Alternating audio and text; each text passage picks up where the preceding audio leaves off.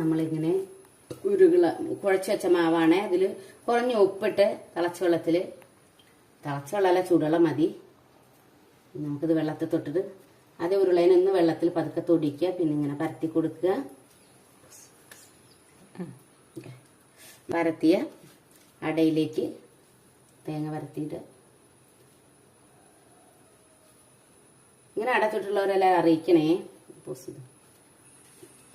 ശർക്കര ചുരണ്ടി വെച്ചത് ഇത് അടയ്ക്കാം. അതെ,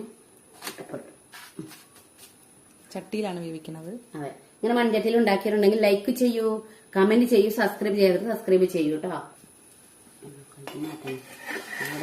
ഒരു കയ്യിൽ മാവാണ്. ഇങ്ങനെ ഒരു 4 തവണ മറിച്ചിട്ടാൽ മതി. അട റെഡിയാവും. നമ്മൾ അട റെഡി ആയിരിക്കുന്നു.